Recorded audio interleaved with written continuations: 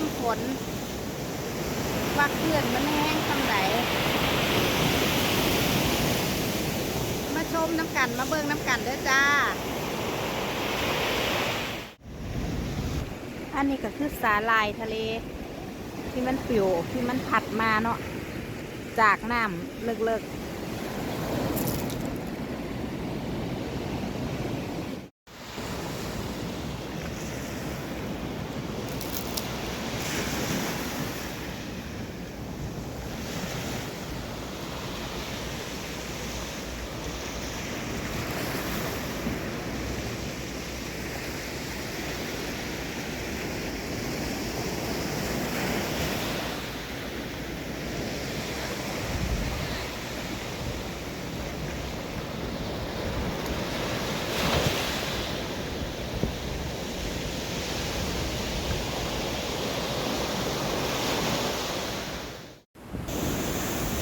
พายุเข่าเด้อพี่น้องขึ้นแรงขึ้นลมแรงฝนฟ้ากระดองมันไหลมาจากน้ำตกเต็มเลย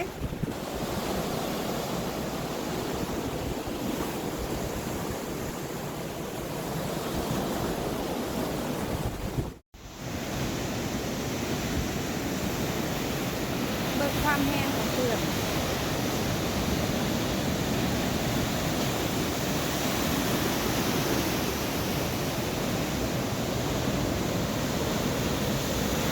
โอเค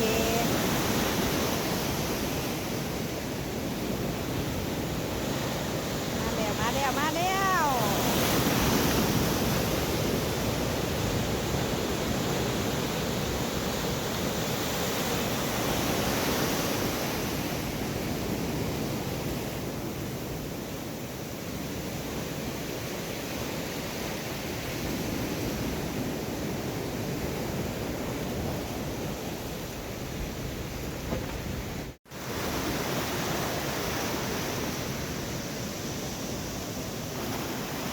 เมื่อนี้พายุเขาขึ้นลมแรง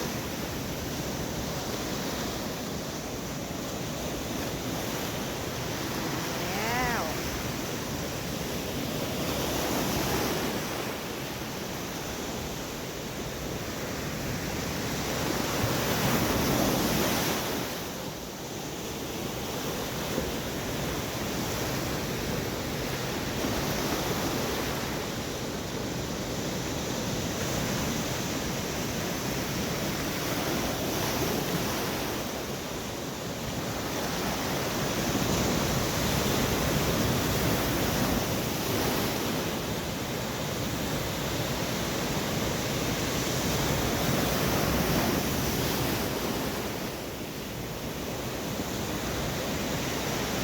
โอ้ยคุณลูกคุณมะลูกคุณ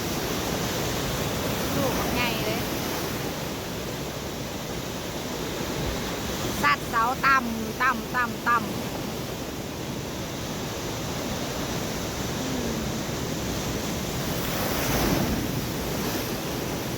สะเทือนที่นอนกลางคืน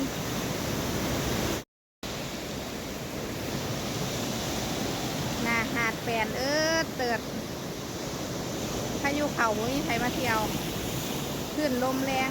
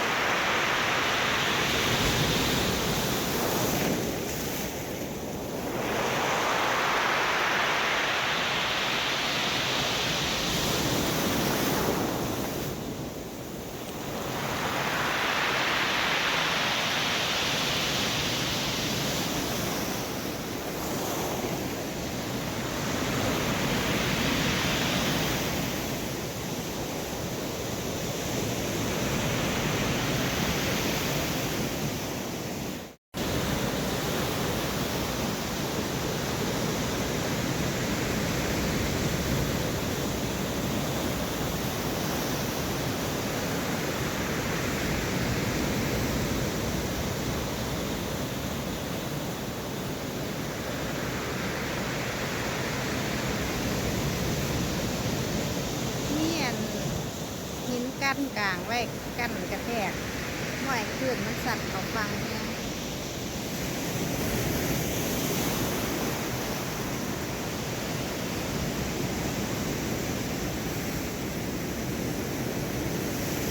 ฟังนี่มีคนหน่อย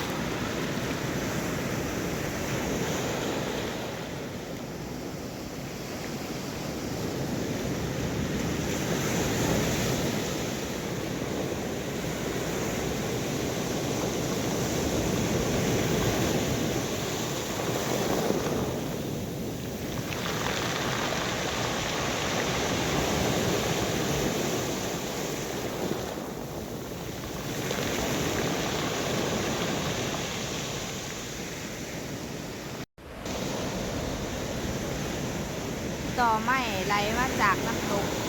เชิงเขาไหลลงมาสู่ทะเลพวกขอนไม้ก็ไหลลงมา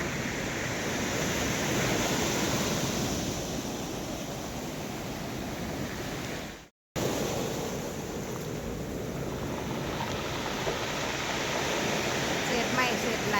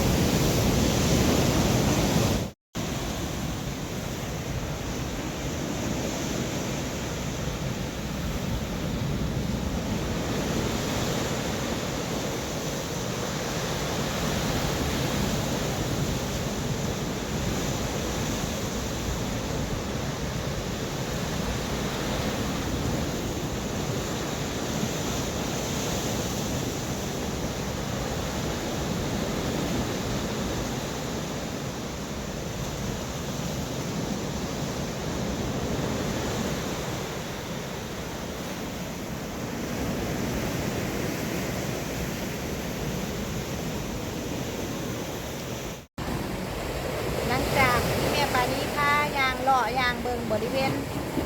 ชายหาดแล้วในมือที่มีฝนตกพายุเข้าบริเวณรอบๆว่าคลื่นมันแห้งแค่ใดลมมันแห้งแค่ใดแล้วก็ไปกินส้มตำใส่หัวผักกาดตำเนาะตำปลาร้ากับผัดหมีอีสานบ้านเฮาแล้วก็ข้าวปุ้นไปกินน้ำกันจ้าในวันที่ฝนตกพายุเข้านี่ข้าวนี่ข้าว พากัน ข้าว กิน โอ้ ผัด มี หมี่ ข้าวจ้า ผัดหมีตำอัน โอ้มีข้าว หัวผักกาดข้าวปุ้น มีข้าวจ้า มากินน้ำกันจ้า Vai, cheira nормально. Мне нравится. Сейчас все будем пробовать.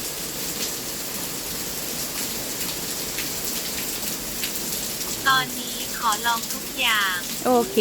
ดาสุด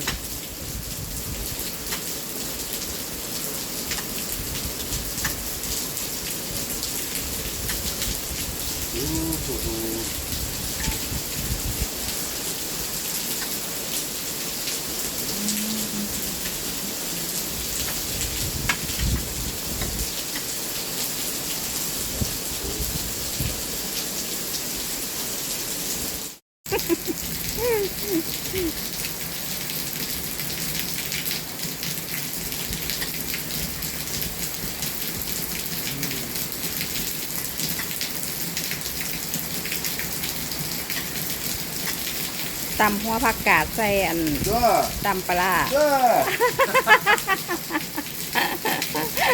ซักว่าหยังกระดาดาเบิด Что вот это не понял?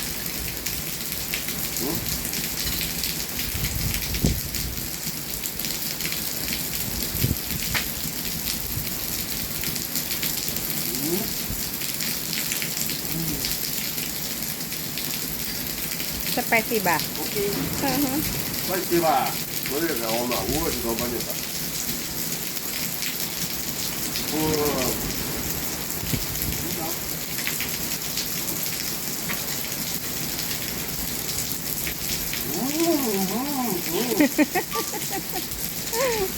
Я заебись. Очень оригинально.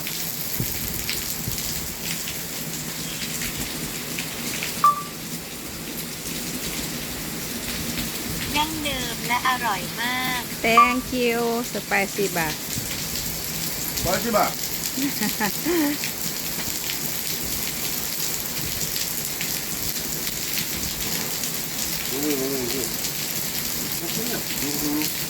Сейчас бахну.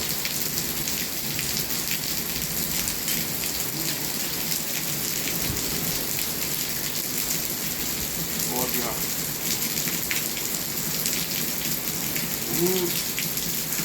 Прикольно, слушай. Мне так нравится набор. ขนาดพากัดกินเข่าวแล้วได้เนี่ย Вот это вот правильно. Вот это, да? А, да, вот это. มันคือหยังแล้วอะสไปซี่ เบิ่งอันพากันกินบักกล้วย5-6 หน่วยพากันหิวกินบักกล้วยรองท้องรอ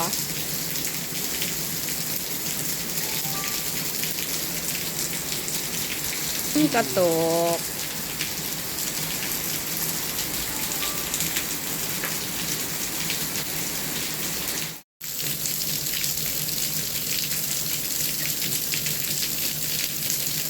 สำหรับมื้อนี้แม่ปานี่จะ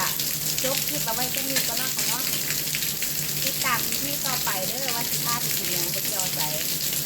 ขอบคุณที่ติดตาม